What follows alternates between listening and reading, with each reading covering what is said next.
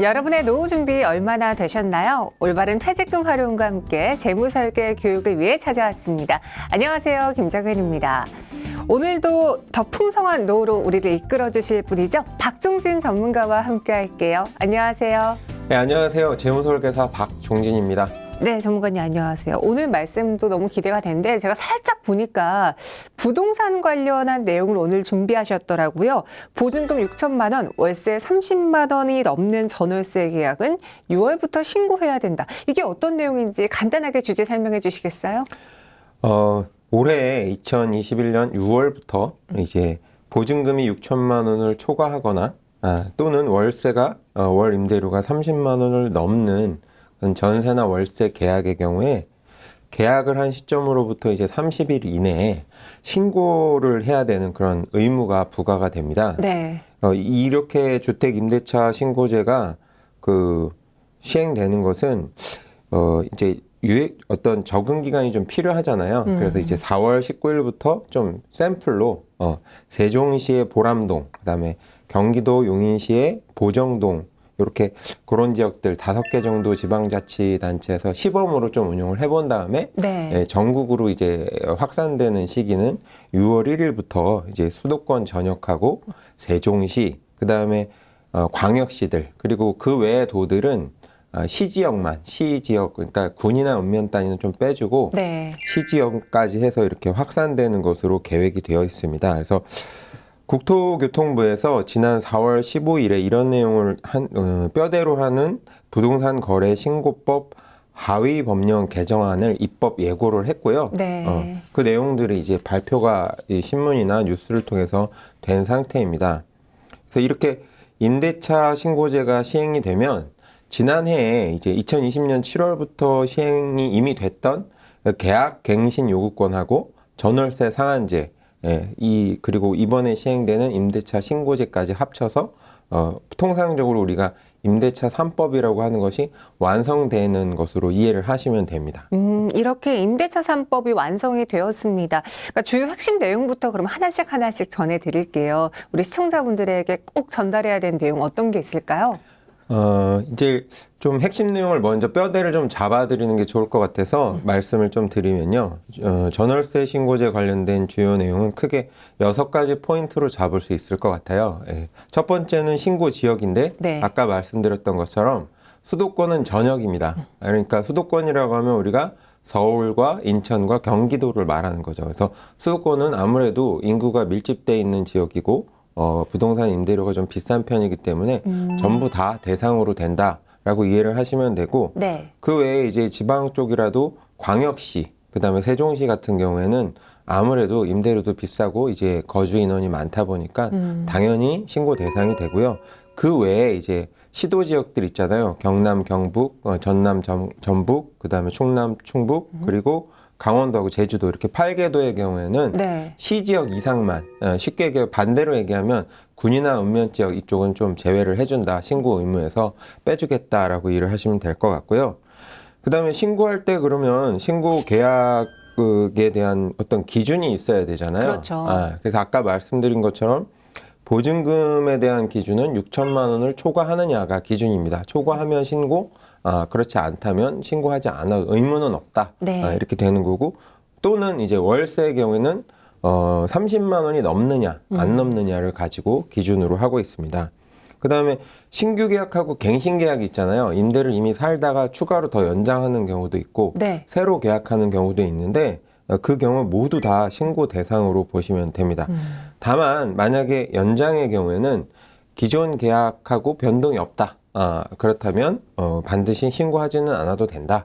이렇게 이해를 하시면 될 것 같고, 세 번째 포인트는 그러면 어떤 주택이 신고 대상이냐 이 부분일 거예요. 근데 아시다시피 주택이라는 게 뭐 법상으로 해서 주택인 경우도 있지만 주택이 아닌 분류가 되는 경우들도 있어요.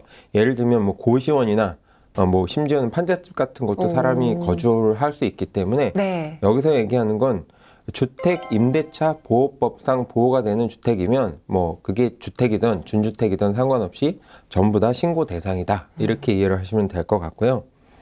신고 기간은 집주인하고 세입자가 이제 계약을 하잖아요. 계약을 한 날짜로부터 30일 이내에 신고를 하게 되어 있는데 공동신고 의무가 있어요. 그러니까 네. 세입자나 아니면 집주인이나 누구든 하면 되는데 어쨌든 의무는 두 명한테 양자에게 다 부과가 된다. 이렇게 보시면 됩니다. 그래서 뭐 당사자가 어차피 계약을 할 땐 계약서에다 사인을 하잖아요. 그러면 그 사인한 계약서를 한쪽에서 그냥 신고를 해도 됩니다. 제출을 하면 신고가 되니까 네. 누구든 신고해라. 그렇지 뭐 두 사람이 다 신고해야 된다는 의미가 아니라 누구든 한 사람만 신고하면 된다. 이렇게 이해를 하시면 좋을 것 같아요. 또는 이제 공인중개사분들이 보통 계약을 할 때 중간에서 거래를 도와주시잖아요. 그러면 공인중개사분에게 위임장을 이제 써서 대신 좀 신고해 달라 하면 그렇게 해서 신고를 해도 가능합니다. 그다음에 5번째 포인트는 이제 신고 방법인데 네. 그 거래를 하는 지역, 부동산 관할 읍면동 사무소가 있을 거 아니에요. 예전에 이제 동사무소라고 하던 거, 요즘에 이제 주민센터라고 이름이 바뀌었는데, 네. 그 주민센터 가셔서 민원 청구하셔가지고 신고하셔도 됩니다. 그리고 또 한 가지 편리한 점은 우리나라 IT 강국 아닙니까? 그래서 부동산 거래 관리 시스템, 거기 접속해서 온라인으로 신고하셔도 되니까 직장생활 하시는 분들은 굳이 시간 내서 이제 관할 읍면동 사무소 근무 시간에 맞춰서 가는 게 어렵잖아요. 그렇죠. 네, 온라인으로 하셔도 무방합니다.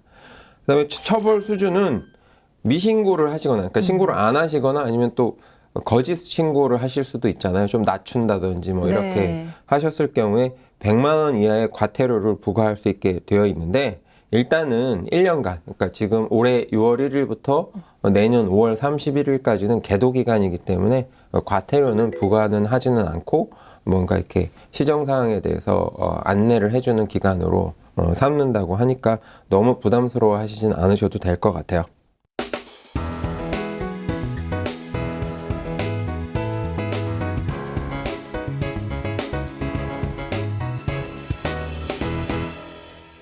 전월세 신고제 주요 내용에 대해서 6가지로 정리해서 전해드렸습니다. 그러니까 주택은 물론이고 오피스텔 또 고시원이 대상이며 어기면 최대 100만 원의 과태료가 부과된다고 하니까요. 내가 해당되는지 안 되는지 여러분들도 꼼꼼하게 체크해 보시길 바랄게요. 그리고 앞서 기준 6가지를 전해드렸는데 그럼에도 궁금한 것들이 참 많으실 거예요. 그래서 저희가 이번부터는 질문을 한번 드려보도록 할게요.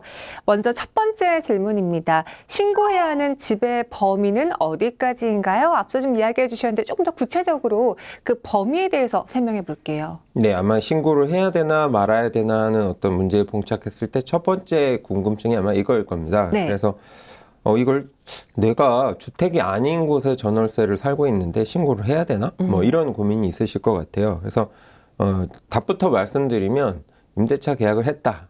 주거용으로 사용하고 있다. 실질적으로. 그렇다면 신고해야 된다. 이렇게 이해를 하시면 쉬울 것 같아요.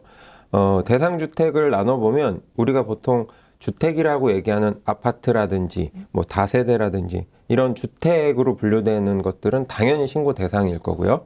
그 다음에 이제 주거용으로 사용은 하고 있지만 실제로는 건축법상 뭐 오피스텔, 고시원, 기숙사 이런 것도 있을 수 있잖아요. 네. 이런 것들을 보통 우리가 준주택이라고 하는데 만약에 준주택에 거주를 하면서 임대차 계약을 맺었다 하더라도 당연히 신고하셔야 됩니다. 그리고 뭐 공장이나 상간의 주택, 판잣집 이런 비주택으로 분류되는 것들도 있어요. 이런 것도 실질적으로 주거용으로 사용하고 있고 임대차 계약을 맺었다면 신고를 해야 된다. 우리가 보통 주택임대차 보호법상 신고 대상인 건 다 해야 된다라고 말씀드렸는데 그게 뭐냐면 주택임대차보호법의 취지가 결국엔 세입자의 권리를 보호해주기 위해서 생긴 법이거든요. 네. 근데 이게 실질적으로 건축법상 주택이 아니라고 보호를 안 해주면 신고를 안 해도 된다 그러면 보호를 못 받게 되잖아요. 그렇죠. 그래서 신고를 하게 돼 있는 거예요. 그래서 그런 취지에서 주택임대차보호법상의 취지랑 거의 비슷하다라고 이해를 하시면 좀 쉬울 것 같습니다. 대상 지역은 아까 말씀드렸다시피 경기, 인천, 그다음에 서울 같은 수도권은 전부 다 대상이고 그다음에 광역시하고 세종시도 다 대상인데 네. 나머지 8개도 그 외에 지금 처음에 말씀드린 거 외에 8개 도는 시 지역 이상만 군이나 읍면 단위는 좀 신고 의무는 없다. 이렇게 정리를 하시면 될 것 같아요. 왜냐하면 나머지 8개도 읍면 지역 같은 경우에는 거래량도 좀 작고 어떤 임대차 보증금이나 월세 금액이 좀 낮은 편이라서 네. 크게 이제 피해를 입지 않을 가능성이 높다. 그래서 그런 것까지 신고하게 되면 오히려 불편하다 국민들이 이렇게 이해를 하시면 될 것 같아요. 꼭 주택의 형태가 아니더라도 해당되는 분들이 많으니까요. 이 점도 기억해 주시고요. 두 번째 질문입니다. 이번에는 가격을 한번 접근을 해볼게요. 신고 기준이 보증금 6천만 원 초과, 월세 30만 원 초과라고 하는데 그럼 저는 월세살이를 하고 있고 월세 60만 원 매달 내고 있거든요. 그럼 저 같은 경우에는 신고를 해야 되나요? 라는 질문에 대해서는 어떻게 답변해 드릴까요? 아마도 이번에 임대차 신고제, 전월세 신고제가 발표나고 나서 가장 많은 질문이 이걸 것 같아요. 왜냐하면 보증금이라는 게 보증금과 월세의 관계는 사실 어떤 임대료에 있어서 보증금을 높이면 월세는 낮아지고 맞아요.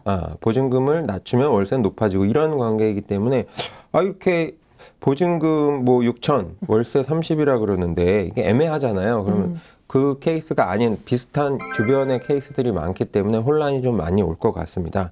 그래서 그 명쾌한 답을 드릴게요. 네.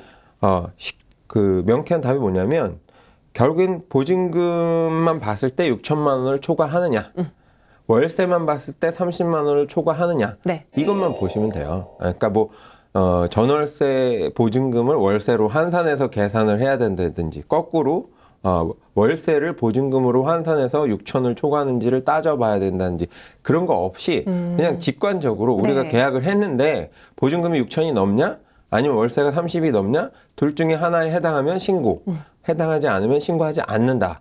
이렇게 이해를 하시면 쉬우실 것 같습니다. 아마도 정부에서도 이걸 내놓으면서 그걸 만약에 뭐 환산을 해야 되고 그러면 너무 복잡하잖아요. 네. 그럼 국민들이 이해하기가 너무 어렵다. 더군다나 처음 도입하는 제도인데 전월세 관련해서 신고는 그런 혼란을 좀 막기 위해서 좀 단순화시키지 않았나 이렇게 좀 예측이 됩니다. 그래서 둘 중에 하나라도 기준이 넘으면 신고 대상이다. 이렇게 이해를 하시면 될 것 같아요. 절대 뭐 환산을 계산해야 된다거나 이런 복잡한 거 없으니까 네. 걱정 안 하셔도 될 것 같습니다. 단적으로 만약에 보증금이 5천이에요. 그 다음에 월세가 25만 원이에요. 그러면 정현 씨, 이거 신고해야 되나요? 안 해야 되나요? 제가 안 퀴즈 해도 낼게요. 돼요. 안 해도 되죠. 네. 왜냐하면 보증금도 6천이 넘지 않고 월세도 50만 원을 넘지 않잖아요. 네. 그러니까 신고 안 해도 되는 겁니다. 이렇게 이해를 하시면 쉬워요. 네, 알겠습니다. 그래서 우리 사례를 통해서 지금 질문에 대한 답변을 드렸고요. 그럼 이어서 세 번째 질문도 드려볼게요. 앞서 살짝 전문가님이 언급을 해주시기도 했는데 기존 임대차 계약을 연장해도 신고해야 되나요? 그러니까 신규가 아닌 연장의 경우에도 신고를 필히 해야 되는지 그에 대한 답변도 들어보죠. 예, 통상적으로 이제 주거의 안정성을 많이 세입자 입장에서도 필요로 하잖아요. 예를 들면 네. 뭐 아이가 학교를 다니고 있기 때문에 학교를 마칠 때까지는 이주를 안 하고 싶어 하는 게 있고 또는 직장이 근처라서 그쪽에 세입 전월세 계약을 했는데 또 이사를 자주 가게 되면 직장을 출퇴하는데 불편함이 있고 해서 어느 정도 주거의 정주성을 세입자들이 원하는 경우가 많아요. 네. 그러면 이제 통상적으로 집주인하고 관계가 특별히 문제가 없고 뭐 전월세를 거주하면서 문제를 일으키지 않았다면 집주인 입장에서도 굳이 세입자를 바꿀 필요는 없잖아요. 왜냐하면 세입자 바꾸려면 또 공실 기간도 생기기도 하고 그다음에 그 과정에서 부동산 중개료가 또 추가로 나가기도 하고 그러니까 웬만하면 그대로 가시는 경우들이 많거든요. 네. 이제 그럴 경우에 이제 신고를 해야 되느냐 말아야 되느냐 이런 또 궁금증이 생기겠죠. 결론부터 말씀드리면 신고가 원칙입니다. 네. 신고하는 게 원칙인데 통상적으로 그렇게 연장 계약을 할 경우에 특별히 뭐 그 연장 시기 앞뒤로 해서 부동산 시세가 아주 급격하게 그 지역에 오르지 않았다는 가정하에서는 전에 있던 조건, 보증금과 월세 조건을 크게 바꾸지 않는 경우들도 많으시거든요. 그래서 만약에 보증금하고 월세에 있어서 변동이 없었다, 네. 전혀 없었다. 그렇다면 신고하지 않아도 된다. 그러니까 원칙은 신고다. 만약에 거꾸로 얘기하면 보증금이나 월세 변동이 있었다. 통상적으로는 상승하겠죠. 부동산 가격이 오르는 게 일반적인 추세니까 상승을 했다고 하면 신고를 해야 됩니다. 그런데 만약에 전에 전월차 계약을 했던 조건과 변동이 없이 그대로 간다라면 그냥 패스해도 괜찮다, 무방하다 이렇게 정리하시면 될 것 같아요. 변동이 없는 경우에는 패스해도 된다라고 간단 명료하게 설명해 주셨고요. 다음 네 번째 질문은 제가 제일 궁금한 거예요. 사실 무언가를 신고하러 주민센터 가면은 뭘 가져가야 되지? 어떻게 해야 되지? 우왕좌왕하게 되거든요. 어떤 내용을 어떻게 신고해야 되는지 이에 대해서도 좀 설명해 주세요. 그렇죠. 이제 네. 신고를 하라고 했는데 도대체 뭘 신고해야 되느냐 이런 질문이 당연히 있으실 거라고 생각했어요. 근데 사실 신고 내용은 특별한 건 없습니다. 그래서 걱정하실 건 없어요. 네. 그래서 내용을 좀 정리해 드리면 이제 임대차 계약을 하기 위해서는 집주인과 전월세 세입자가 계약서를 쓰게 되어 있잖아요. 서로의 어떤 계약에 있어서의 유효성 확증을 위해서 계약서를 통상 쓰게 되어 있습니다. 그래서 그 계약 신고서에 있는 내용을 신고한다. 이렇게 이해하시면 일단 쉬워요. 네. 그리고 계약서가 좋은 이유는 그 계약서에 이런 내용들이 적혀 있고 마지막 끝에 보면 세입자하고 집주인이 각자 서명을 공동 서명하잖아요. 나 이 내용에 대해서 합의한다. 네. 그러니까 그 부분에 있어서도 이제 증거 자료가 또 되기 때문에 계약서를 잘 쓰시는 게 일단 중요하다. 그 다음에 이제 신고할 때 내용들이 결국에는 이제 계약서에 있는 내용들이에요. 그래서 첫째는 계약서에 어떤 내용 들어가나요? 당사자 인적 정보 들어가죠.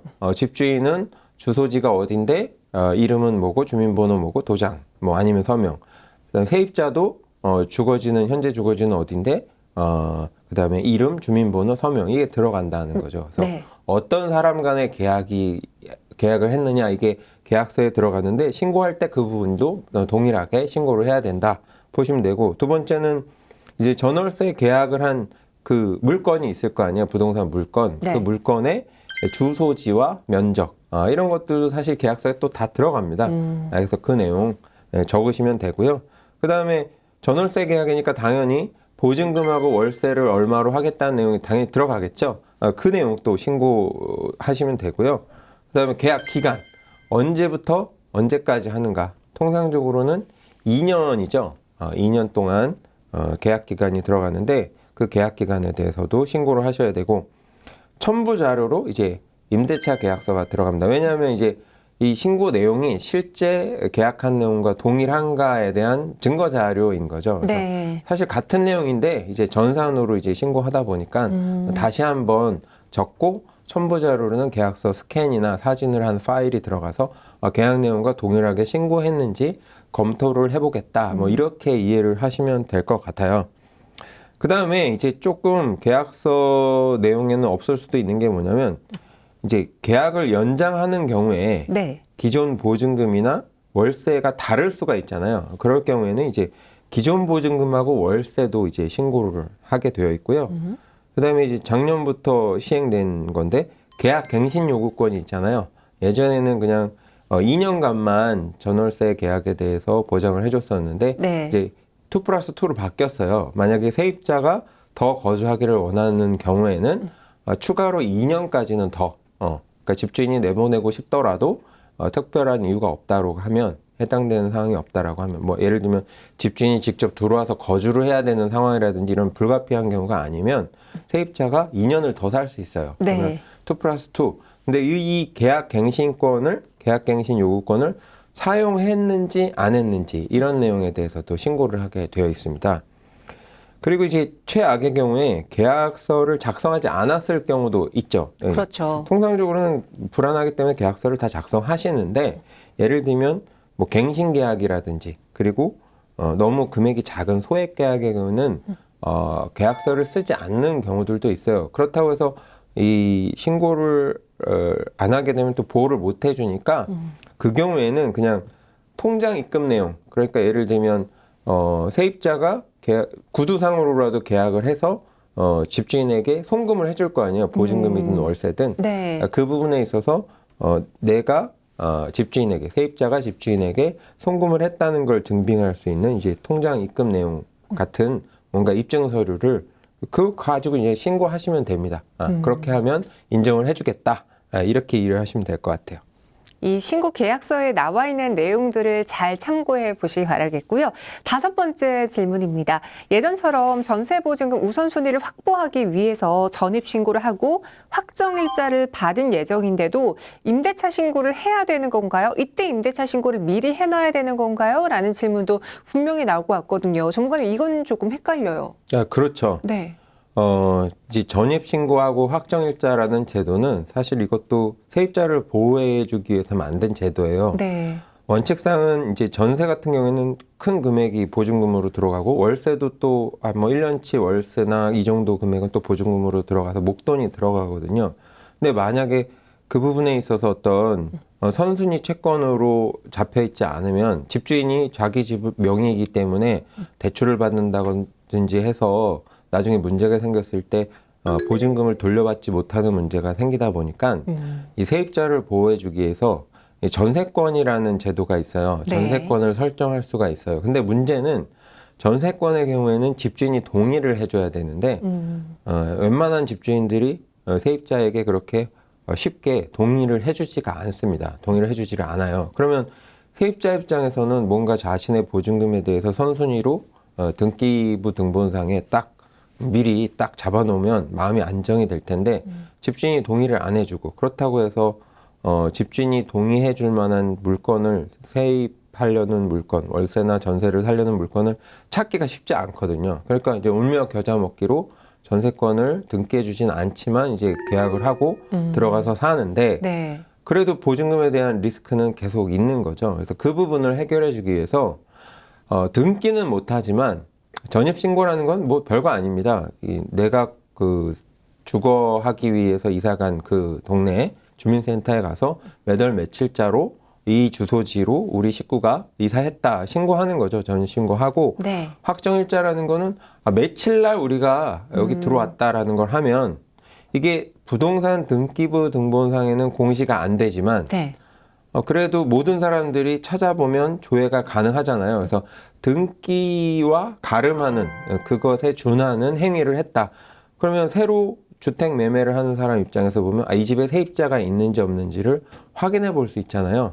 그래서 이 제도를 만든 겁니다. 그래서 전세권을 인정해 주지 않는 집주인의 경우에 이사를 와서 전입신고해 놓고 확정일자를 받아 놓으면 나중에 추후에 그 부동산에 문제가 생겼을 때 보증금에 대한 반환을 받을 수 있도록 어떤 권리를 보장해 주기 위한 제도로 만들어 놓은 건데 네. 예전에 이제 그것만 하면 되는데 이제 임대차 신고제가 새로 생겼잖아요. 그러니까 이제 혼란이 오는 거예요. 도대체 어떤 걸 먼저 해야 되는 거야? 아니면 둘 다 해야 되는 거야? 아니면 하나만 해도 자동으로 되는 거야? 이런 혼란이 있을 수 있을 것 같아요. 그렇죠. 그 부분에 대한 질문인데요.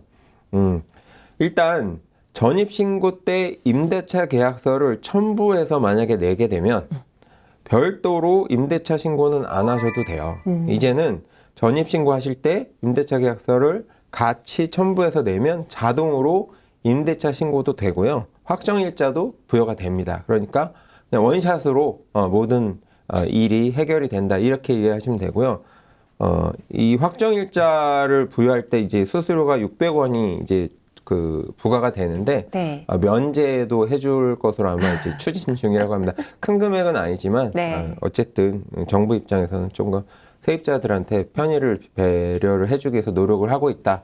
이렇게 이해를 하시면 될 것 같고 이제 만약에 이런 상황을 모르고 전입신고를 할 때 임대차 계약서를 첨부해서 내지 않았을 수도 있잖아요. 그렇죠. 네, 그래서 이제 전입신고는 이미 끝났는데 첨부해서 안 냈다. 그런 경우에는 임대차 신고를 따로 하셔야 됩니다. 왜냐하면 임대차 신고의 주요 내용이 계약서 내용이라고 말씀드렸잖아요. 근데 네. 계약서가 첨부되지 않았으니까 단순히 이사만 왔다는 것만 확인되지 나머지 내용이 이제 신고가 될 수가 없잖아요. 이렇게 전용돼서 신고가 될 수 없기 때문에 네. 그 경우에는 별도로 어쩔 수 없이 불편하시지만 한 번 더 임대차 신고를 하셔야 된다. 그래서 쉬운 방법은 전입신고 때 그냥 계약서를 첨부해서 신고를 완벽하게 한 번에 끝내셔라.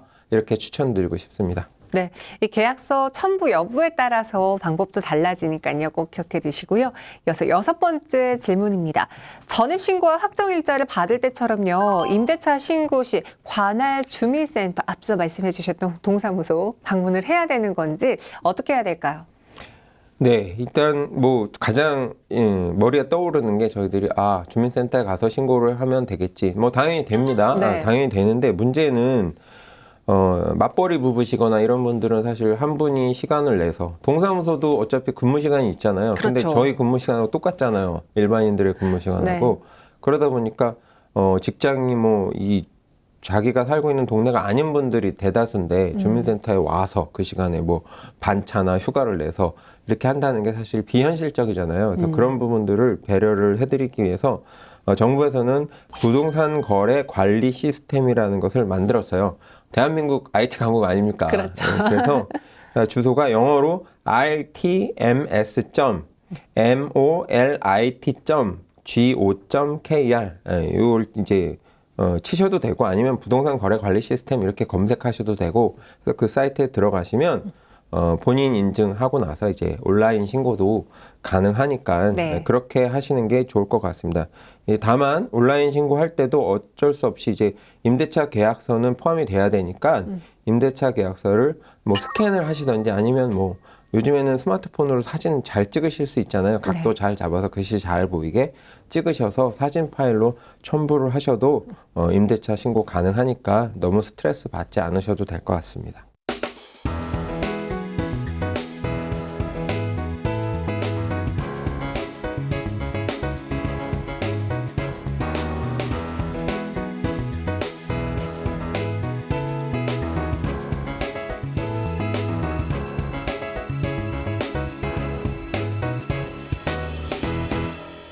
그렇다면 7번째 질문으로 바로 이어가 볼게요. 만약 신고를 하지 못했다면, 그러니까 모르고 못한 걸 수도 있고 시간이 안 나서 깜빡한 걸 수도 있고 아니면 아는데 괜찮겠지 하고 안 간 경우 그럴 때는 어떻게 되는 거예요? 그렇죠. 임대차 계약을 하고 실제로 전입을 했는데 뭐 이사하는 날 정신 없고요. 사실 그리고 나서 바로 또 다음날 하루 휴가 내고 나서 다음날 출근하지 뭐 여유 있게 시간을 보낼 수 있는 분들이 많지 않기 때문에 그냥 어영부영 하다 보면 잊어버립니다. 맞아요. 그러면 이제 한 달, 두 달 가는 거죠. 그렇게 되면 문제가 생길 수 있겠죠. 그래서 만약에 신고를 하지 않게 되면 계약액 그러니까 뭐 보증금액 사이즈나 아니면 월세 사이즈 그 다음에 얼마만큼 늦게 신고했는가. 통상적으로는 30일 이내에 신고를 하게 돼 있는데 네. 그 기한으로부터 며칠이 지났는가. 뭐 이것에 따라서 과태료가 부과되는데요. 작게는 최소 4만 원에서 100만 원까지 부과가 될 수 있어요. 그래서 예를 들면 보증금이 5억 원 초과되는 계약이었는데 그 신고 기한 그러니까 계약일로부터 30일이 지난 시점으로부터 2년 이상 넘었다. 네. 2년이 되게 길 것 같죠? 근데 계약 안 하고 그냥 살다 보면 2년 그냥 갑니다. 그랬을 경우에 네. 이제 100만 원이 부과가 되는 거죠. 이제 다만 다행인 것은 아까 초반부에도 말씀드렸다시피 국민들이 이 임대차 신고제가 아직 익숙하지 않기 때문에 올해 6월 1일부터 시행은 들어가지만 내년 2021년 5월 31일까지는 유예 기간을 줬잖아요. 그래서 이 기간 동안에 실수하신 것에 대해서는 과태료도 당연히 부과가 되진 않겠죠. 하지만 깜짝 놀랄 수는 있겠죠. 그래서 알고 계셔라. 그리고 가급적이면 신고를 하시는 훈련을 해놓으시면 실수해도 괜찮을 때잖아요. 네. 한번 시행착오를 겪어보시면 나중에 진짜 신고를 해야만 할 때, 의무화될 때 과태료를 받지 않으실 수 있으니까 저는 오히려 한번 신고해보셔라. 계도 기간이 있지만 신고해보셔라 하고 추천해드리고 싶습니다. 네, 미리미리 또 대응을 해봐야겠죠. 4만 원부터 많게는 100만 원까지 나온다고 하니까요. 과태료도 기억을 해주시고요. 8번째 질문 드려보겠습니다. 만약에 계약 내용을 허위로 신고하게 된다면은 어떤 결과가 나오게 될지 이 역시도 처벌을 받거나 무언가 과태료를 내야 되나요? 네, 사실 법적으로 보면 네. 미신고보다 허위 신고가 더 안 좋죠. 왜냐하면 미신고는 뭐 깜빡 잊고 신고를 안 한 거지만 이제 허위 신고는 알면서도 본인의 이익을 위해서 뭔가 법을 어긴 거잖아요. 그래서 허위 신고 당사자에게 과태료가 100만 원이 부과가 됩니다. 네. 근데 이제 신고를 할 때 단순 오기일 수도 있잖아요. 예를 들면 숫자를 치다가 컴퓨터에서 0을 하나 빼먹거나 0을 하나 더 칠 수도 있는 거 아닙니까? 그렇죠. 이제 그런 어떤 단순한 누가 봐도 이건 실수라고 인정을 할 수 있는 그런 오기도 있을 수 있을 거예요. 네. 이제 그런 경우에는 과태료는 부과하지 않고 수정할 수 있도록 이제 안내를 해드립니다. 그래서 너무 걱정하진 않으셔도 될 것 같아요. 이 부분도 역시 미신고와 마찬가지로 6월 1일 시행 시점부터 1년간 내년 2021년 5월 31일까지는 계도 기간으로 잡고 있기 때문에 혹시 실수하셔도 과태료가 부과되지는 않을 거니까 걱정은 크게 안 하셔도 될 것 같아요. 실수로 인한 것이냐, 단순 오류냐, 아니면은 내가 알면서도 일부러 허위로 신고를 한 것이냐, 그에 따라 좀 달라질 수 있습니다. 여러분, 9번째 질문으로 넘어가 보도록 하죠. 상대방이 기한 내 신고서에 서명을 안 해주는 경우도 있다고요. 내가 다 서류를 구비해서 가는데 상대방 측에서 서명을 안 해줘서 내가 신고를 못한 건데 이럴 때는 좀 답답할 것 같거든요. 어떻게 할까요? 예, 아마도 집주인 쪽에서 서명을 안 해줄 가능성이 높습니다. 세입자 입장에서는 이제 신고를 하면 네. 자신의 보증금에 대해서 어떤 보호장치가 되니까 안 할 이유가 없거든요. 귀찮거나 뭐 깜빡 잊지 않는 이상 사실 안 하고자 하는 의도는 없을 거예요. 근데 집주인 입장에서는 왠지 이게 내 소득이 노출되는 것 같고 그래서 좀 거부하실 수가 있어요. 특히 연세 드신 만약에 집주인이시라 그러면 네. 예전에 안 하던 거 나는 이런 거 몰라 그러면서 협조하지 않으실 가능성이 좀 있거든요. 그럴 경우에는 당황하실 필요가 없습니다. 어차피 계약서에는 서명이 돼 있잖아요. 계약서에 서명이 돼 있기 때문에 쌍방이 서명한 임대차 계약서만 제출해도 상대방과 함께 신고한 것으로 간주를 해줍니다. 그래서 그냥 상대방 서명이 담긴 임대차 계약서가 있다면 신고서에도 서명란이 있긴 하지만 안 해주신다고 해서 너무 막 그거 가지고 다투지 마시고 네 알겠습니다 그러고 그냥 오셔서 네. 임대차 계약서 그냥 첨부해서 그냥 제출하시면 됩니다. 그래서 그렇게 쉽게 푸시기를 추천해 드리겠습니다. 소가리 혼자 하지 마시고 네. 계약서를 첨부하면은 해결이 된다고 합니다. 이어서 10번째 질문입니다. 상대방이 신고하기로 약속을 한 뒤에 한 달 기한을 넘기게 되면은 이 과태료는 누구에게 부과가 되는 거지? 나의 잘못인지 상대방의 잘못인지 어떤가요? 네. 뭐 사실 앞서 질문에 대한 답변 때문에 이런 일은 발생할 가능성이 작긴 한데 네. 어쨌든 누구나 한 명만 신고하면 되니까 그 신고 기한이라는 게 계약일로부터 한 달 이내거든요. 30일. 그런데 그 기한 내에 이제 신고하지 않으면 원칙상은 과태료가 부과되게 돼 있잖아요. 네. 물론 1년간 계도 기간은 있지만 계도 기간이 끝나면 이제 과태료가 부과될 건데 그럼 누구한테 부과가 될 거냐? 세입자냐 아니면 집주인이냐 이 문제가 생기기 때문에 이런 질문이 나왔을 텐데 만약에 정부 입장에서는요 양자에게 다 책임과 권한을 다 주는 거예요. 그래서 누군가가 이제 임대차 신고를 하잖아요. 뭐 일방이 하든 양자가 합의해서 같이 하든 아니면 공인중개사에게 위임장을 써주고 공인중개사가 하든 이제 신고가 완료가 되면 세입자하고 집주인한테 양자에게 다 문자가 갑니다. 네. 어차피 신고할 때 저 핸드폰 번호가 들어가기 때문에 양자에게 가서 신고가 됐는지를 확인할 수 있잖아요. 그 얘기는 문자가 안 왔다. 그 얘기는 집주인이 하기로 하고 이제 세입자는 마음 놓고 있었는데 30일 이내에 문자가 안 왔어요. 뭔 얘기예요? 집주인이 신고 안 한 걸 세입자도 알고 있다는 얘기고 반대의 경우에도 집주인 입장에서 세입자가 신고하기로 했는데 네. 문자가 안 오면 세입자가 신고 안 한 거죠. 또는 공인중개사가 위임 받아서 하기로 했는데 공인중개사분이 너무 바쁘거나 깜빡해서 또 신고 안 하실 수도 있죠. 그럼 어차피 문자 안 올 거잖아요. 네. 그래서 어차피 신고가 됐는지 안 됐는지는 양자 다 알 수 있다. 그러니까 양자에게 다 그 책임을 물을 수 있다라는 거죠. 그래서 그 부분은 뭐 너무 걱정하지 않으셔도 될 것 같아요. 한쪽이 신고하기로 합의해도 지연 신고하게 되면 이제 과태료가 나가게 돼 있는데 그 과태료는 누구한테 부과하겠어요? 그러면 두 사람 다 알 수 있기 때문에 양쪽에 다 부과를 한다. 이렇게 이해를 하시면 됩니다. 누구 한 명의 잘못이 아니라 이제 서로 다 챙기지 못했고 분명히 신고가 안 됐다라는 걸 알 수 있는 환경이기 때문에 과태료가 양자에게 다 부과가 된다라고 이야기를 해주셨어요. 이어서 11번째 질문입니다. 집주인이나 세입자가 직접 신고하지 않고 공인중개사, 대리인을 통해서 신고가 가능한지요? 네, 아까 살짝 말씀드렸는데 네. 일단 할 수 있습니다. 답부터 말씀드리면 우리나라 다 되는 나라입니다. 좋은 나라예요. 네. 근데 다만 이게 어쨌든 두 사람의 어떤 의무를 다른 사람이 대행해 주는 거잖아요. 그래서 위임장 하나는 쓰셔야 됩니다. 이 신고에 대해서 임대차 신고에 대해서 해당 공인중개사에게 위임한다. 양자의 어떤 세입자하고 집주인의 동의서 해서 당신에게 위임을 합니다. 해야 공인중개사 입장에서는 그 위임장을 가지고 대리해서 신고를 할 수는 있게 되어 있습니다. 가능하지만 위임장이 필요하다라고도 설명해 주셨고요.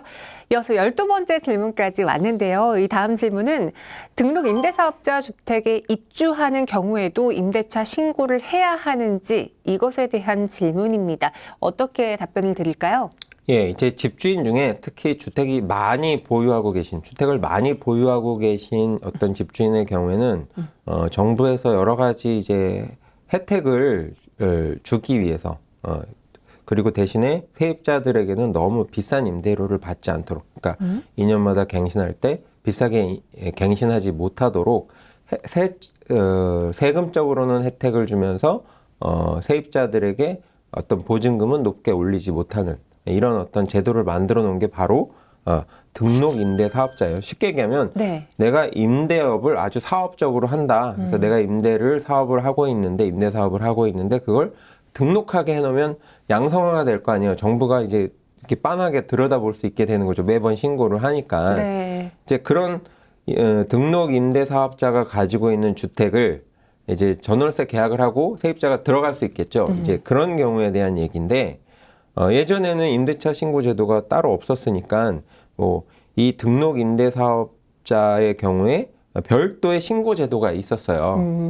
그러니까 집주인이 렌트홈이라는 사이트가 있습니다. 네. 렌트홈, 렌트 빌리다, 홈, 집을 빌리다 뭐 이런 뜻인데 그 사이트에 들어가서 임대차 계약 내용을 신고하도록 이미 별도의 법이 규정돼 있습니다. 그래서 지금도 그거 유지가 되고 있어요. 그러니까 어차피 등록 임대 사업자가 보유하고 있는 주택에 전월세 계약을 맺고 이제 세입자로 들어가게 되면 당연히 그건 집주인의 의무예요. 세입자의 의무는 없고요. 집주인의 의무입니다. 그래서 네. 신고를 하게 되어 있기 때문에 정부 입장에서는 그걸 신고하고 또 신고하게 하면 이중 신고가 되잖아요. 어차피 동일한 내용인데 네네. 그래서 이 경우에는 별도로 신고하지 않아도 돼요. 그래서 임대사업자는 그냥 기존의 제도 렌트홈에다 신고하는 것만 하시면 되고 세입자는 이 경우에는 신고 의무가 아예 없습니다. 그러니까 세입자는 그냥 편안하게 거주를 하시면 돼요. 그래서 걱정 없이 그렇게 하시면 될 것 같습니다.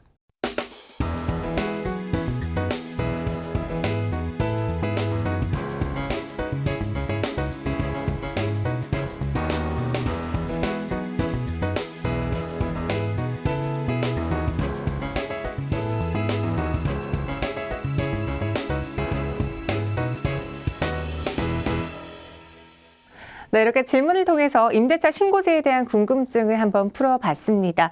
2020년 7월 말 국회에서 통과 그리고 시행된 전월세 상한제, 계약갱신 청구권에 이어서 임대차 3법 마지막 퍼즐이 완성이 되었습니다.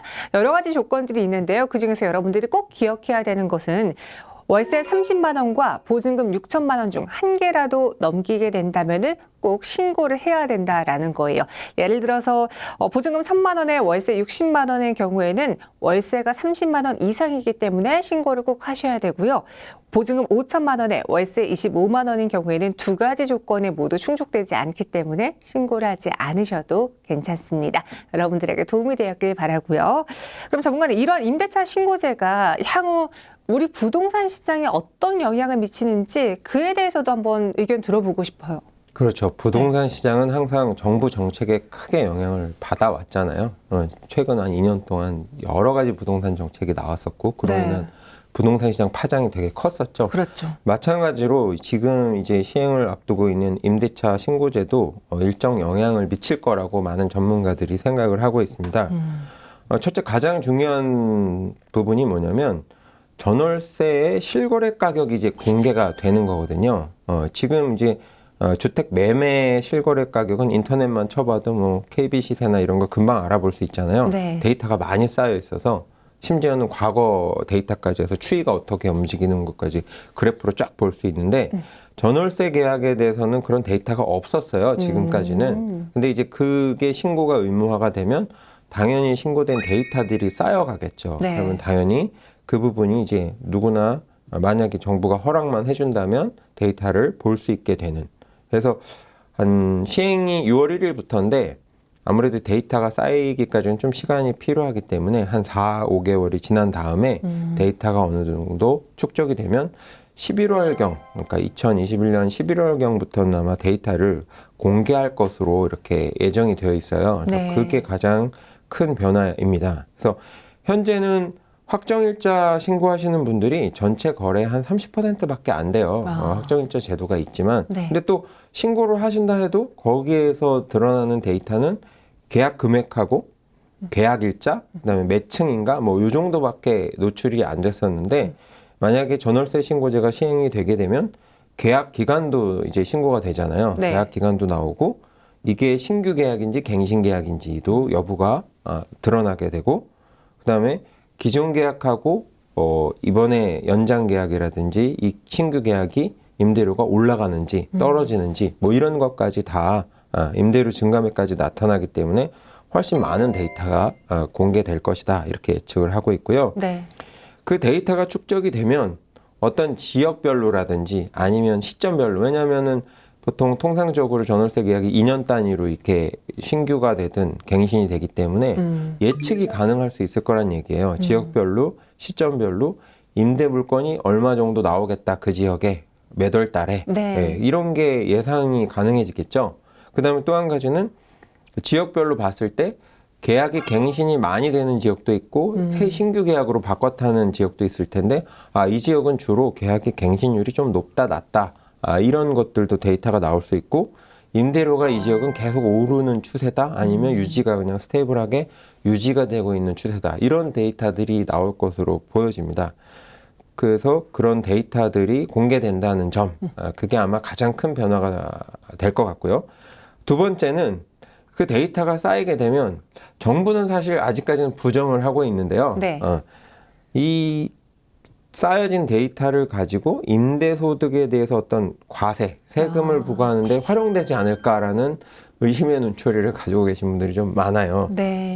그래서 그 데이터를 가지고 어떤 표준 임대료 제도라는 것을 도입을 할 수도 있지 않을까. 그다음에 전월세 어떤 임대 사업을 하시는 분들에게 대해서 어떤 추가적인 규제, 현실에 근거한 데이터에 근거한 규제를 하면 네. 반발하기가 어렵잖아요. 아무래도 그렇죠. 이제 그런 도입의 근거가 되지 않을까 하는 좀 걱정을 하시는 분들이 좀 있고요.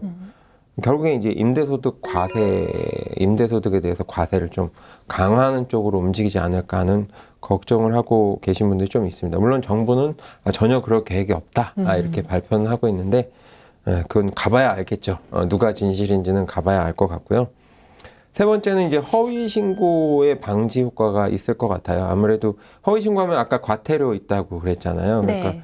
집주인 입장에서는 신고 자체가 부담이고 세입자 입장에서도 이제 이런 게 있었어요. 예전에는 자녀가 세입자로 들어가는데 실제로는 자녀가 번 돈이 아니라 그 보증금을 부모가 대신 대납해주는 신고가 되지 않다 보니까 네. 이제 어떻게 보면 편법 증여의 수단으로 쓰여진 경우들이 있었는데 이제 신고가 되다 보면 자녀가 어떤 보증금을 얼마 내고 세입 전세 계약을 했다 이게 드러나잖아요. 네. 그러면 이제 자녀가 그동안 소득 신고한 게 있을 거 아닙니까?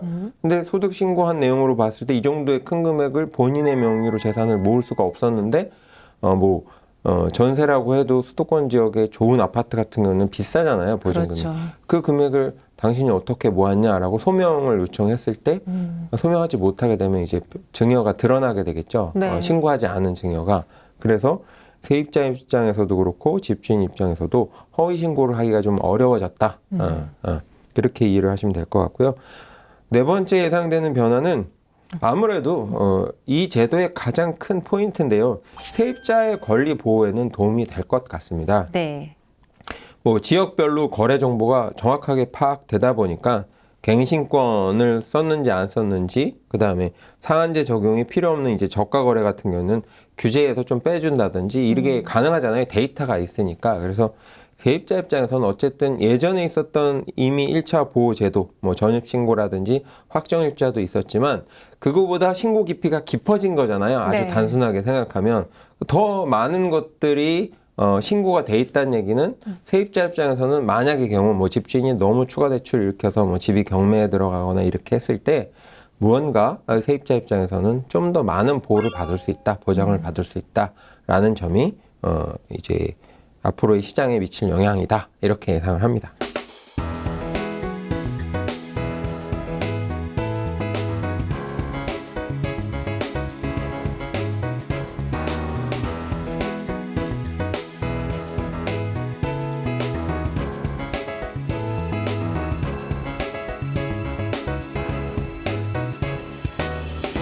네, 크게 네 가지로 미칠 영향에 대해서 이야기를 해주셨습니다.